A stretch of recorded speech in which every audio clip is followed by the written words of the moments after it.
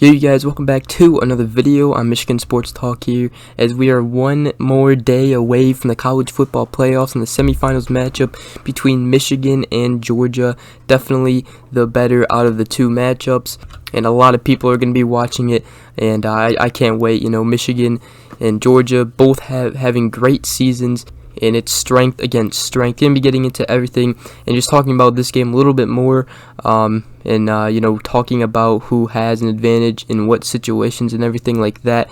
Also going to be giving a Daxton Hill update, and also JT Daniels, if he'll be available or not for Georgia, and a lot more, just talking about what the keys will be to this game. So make sure you guys watch the whole entire video, and if you guys are new around here, I greatly appreciate it if you could go ahead, hit that subscribe button. And other than that, let's get right into today's video.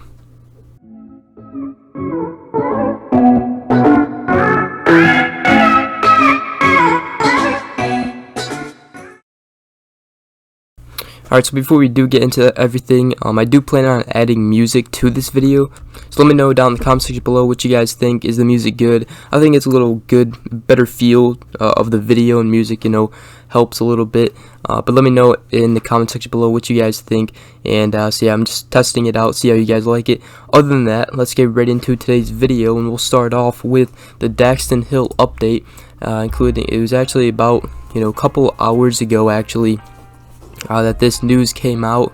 Obviously, Daxton Hill, there have been COVID-19 concerns.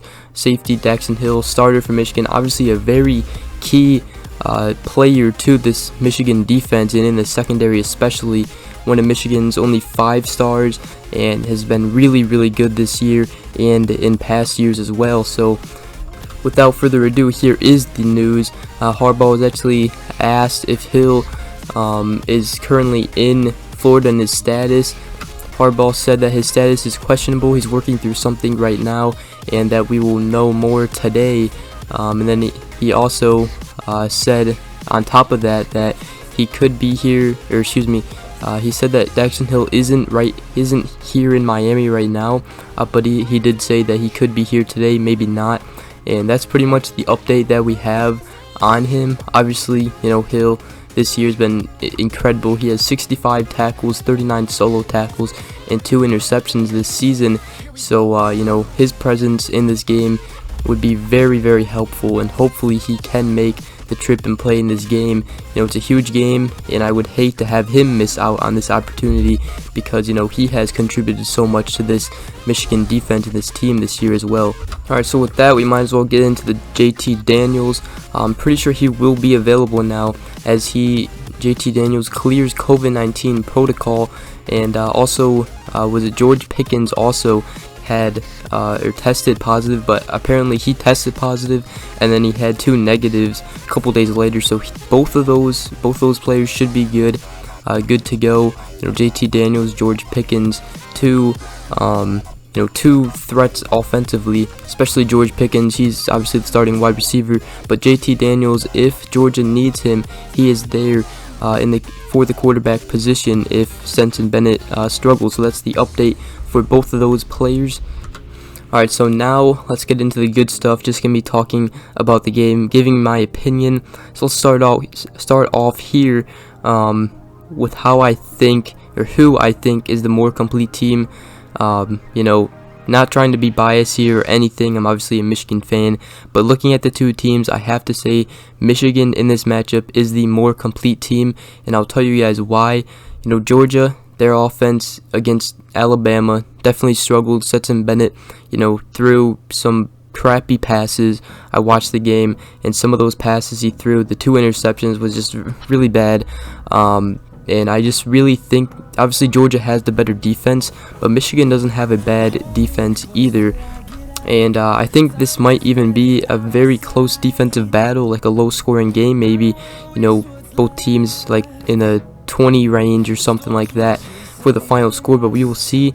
It's going to be a very, very good matchup to see Michigan's offensive line against Georgia's front 7.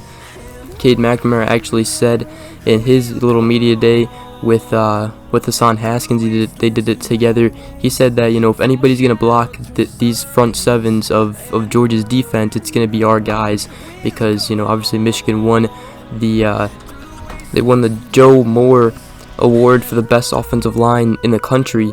So it's really strength against strength in this matchup, and that's going to be one side of the ball where nobody is going to want to miss. That matchup is going to be huge. But yeah, I really think Michigan is the more complete team. Just Georgia has definitely struggled offensively. And they have beaten up on SEC teams, although SEC teams are 0-4 in bowl games right now, so who even really knows if those SEC teams that both Alabama and Georgia played were good.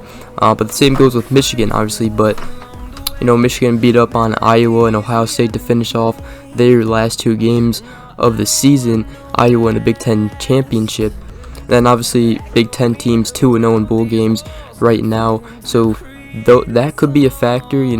Has Georgia really been the #1 team in the country, or have they not really played anybody this season? Like I said, SEC teams 0-4 in the bowl games. Not that that really matters, because Georgia and Alabama are definitely the best 2 teams in the SEC this year, but it could have a factor in things. But yeah, I think Michigan is the more complete team. They have a good offense, but they also have a good defense to get stops when needed, and they also have an offense that can score when needed as well.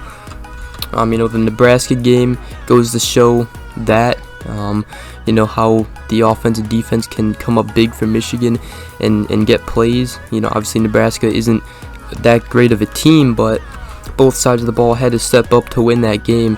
But yeah, that's just one example. So moving on though, the one thing I also want to touch up on is does Georgia's offense have enough in them to win the game? We talk about Georgia's defense and everything. They are very good, but however, Michigan's going to be scoring on this defense.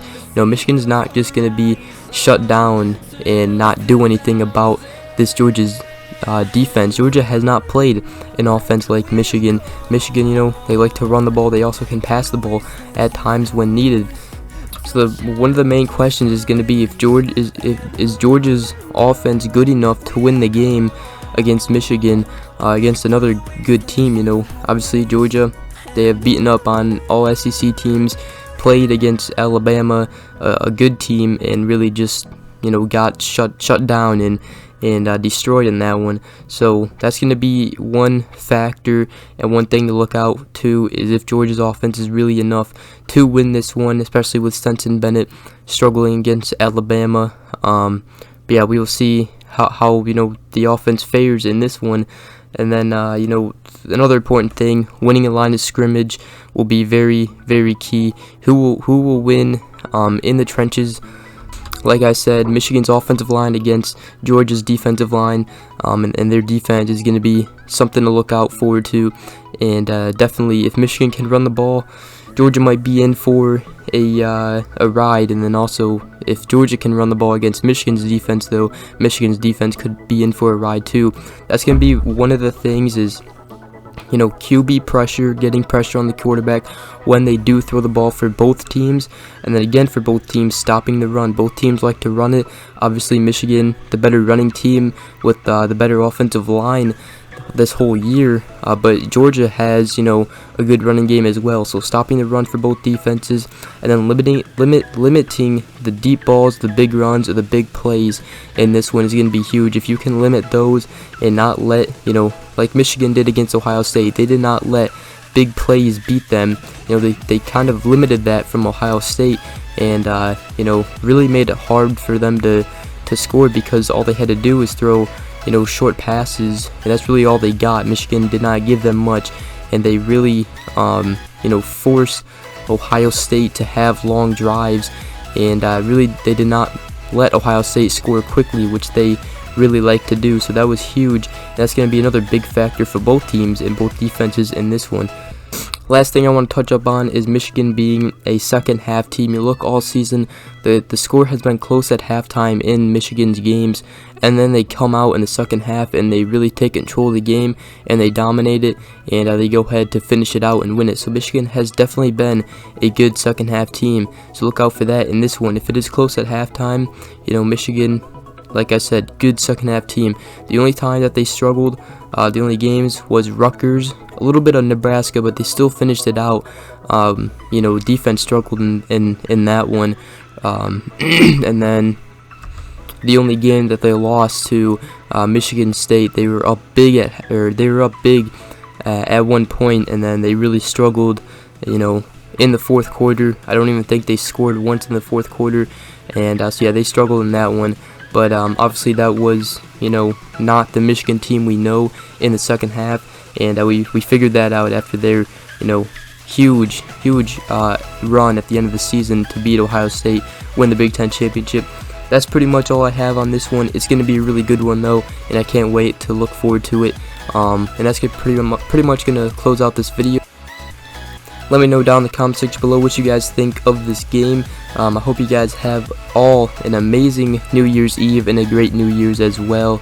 We should be out with a video Saturday after this one on New Year's Day. So I hope you guys have a great holiday, and hope you guys enjoy these two playoff games tomorrow.